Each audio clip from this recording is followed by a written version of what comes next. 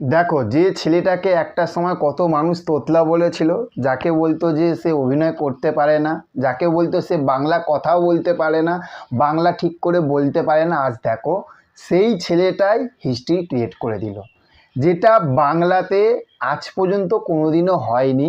ঠিক আছে, এবং এটা আমি বলছি, এটা বিশাল বড় একটা পত্রিকা বলছে কিন্তু।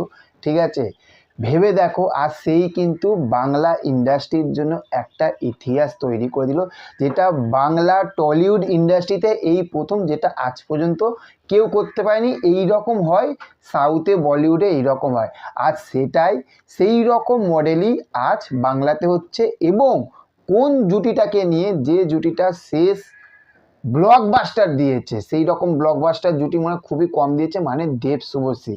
দেব শুভশ্রী ধূমকেতু আসছে, এমন একটা কাজ করে ফেলেছে, এমন একটা কাজ করে ফেলেছে দেবদা, সেটাকে নিয়ে বস কথা বলতে হবে। আর আমার মুখে শোনার তারে সব থাকতে ভালো, যে আর্টিকেলটা বেরিয়েছে, সেই আর্টিকেলটা তোমাদেরকে পড়ে শোনাবো। পড়ে শোনালে কী হবে বলো তো, তোমরা পুরো ডিটেলসটা ভালো করে বুঝতে পারবে যে এরা কি বলতে চেয়েছে। তোমরা সেই জিনিসটা যদি পুরোটা শোনো, খুবই ছোট্ট আর্টিকেল, ঠিক আছে, দেখো ছোট্ট একটা পেজের আর্টিকেল পড়ে শোনাচ্ছি, একবার জাস্ট শোনো। প্রথমেই তারা হেডলাইনে দিয়েছে যে ব্যবসার ধারা বদলাবে ধূমকেতু, মুক্তির আগে মোটা অঙ্কের ছবি সত্য বিক্রি, বাংলা সিনেমার ব্যবসায় কি পরিবর্তন আনবে দেব শুভশ্রীর ছবি। এবার তারা কি বলছে দেখুন। হিন্দি বড় ছবি মুক্তির আগে ডিস্ট্রিবিউটররা সেটি সত্ত্ব কিনে নেন। সাধারণত ছবির মেরিট এর উপর নির্ভর করে কোনো ছবির জন্য কত টাকা বিনিয়োগ করবেন ডিস্ট্রিবিউটররা। নির্দিষ্ট ছবির কাহিনী, প্রযোজক, পরিচালক, অভিনেতার আগের ছবির সাফল্য ইত্যাদি বিষয়ের উপর নির্ভর করে সেই সত্ত্বের অঙ্ক। ফলে মুক্তির আগেই প্রযোজক কিছু রিটার্ন নিশ্চিত করে ফেলেন। তারপর রয়েছে বক্স অফিসের লাভ। বাংলা ছবিতেও এবার এই মডেল অনুসরণ করা হচ্ছে। এই লাইনটা দেখুন, বাংলা ছবিতে এই প্রথম এই মডেল অনুসরণ করা হচ্ছে। ধূমকেতু অন্যতম প্রযোজক রানা সরকারের দাবি, এই মডেলে আগে বাংলা ছবির ব্যবসা হয়নি। ওকে, স্বাধীনতা দিবসের আগে মুক্তি পাচ্ছে দেব শুভশ্রীর অভিনীত ধূমকেতু। নানা জটে প্রায় 9 বছর আটকে ছিল কৌশিক গঙ্গোপাধ্যায় পরিচালিত এই ছবি।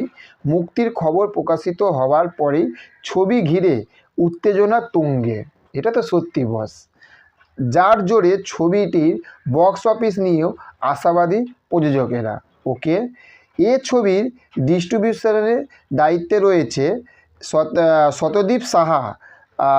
বিষয়টি ব্যাখ্যা করে বললেন তিনি রিলিজের আগেই মোটা অঙ্কের বিনিময়ে ধূমকেতুর রাইট কিনে নেওয়া হয়েছে। এই পদ্ধতি আগে বাংলা ছবিতে অনুসরণ করা হয়নি।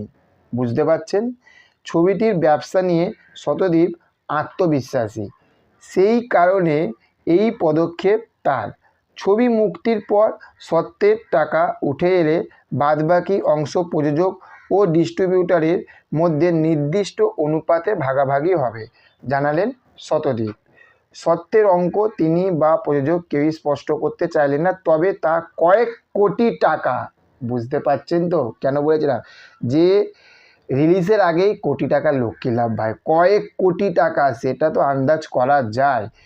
এর আগেও দেবের ছবির বিপণন সামলেছেন শতদীপ। আচ্ছা, তারপরে কি বলছে দেখুন। বাংলা ছবিতে শেষ জনপ্রিয় জুটি বলতে দেব শুভশ্রী, তাদের পর আর কোনো জুটি সেভাবে তৈরি হয়নি টালিগঞ্জে। ছবির টিজার ইতিমধ্যে হিট, এটা তো সব জানা কথা। রানা জানালেন মুক্তির কয়েক সপ্তাহ আগেই তিনি অগ্রিম বুকিং চালু করে দেবেন। দেব ও শুভশ্রীর ভক্তরা অনেক দিন ধরেই এই ছবিটি অপেক্ষা করছেন।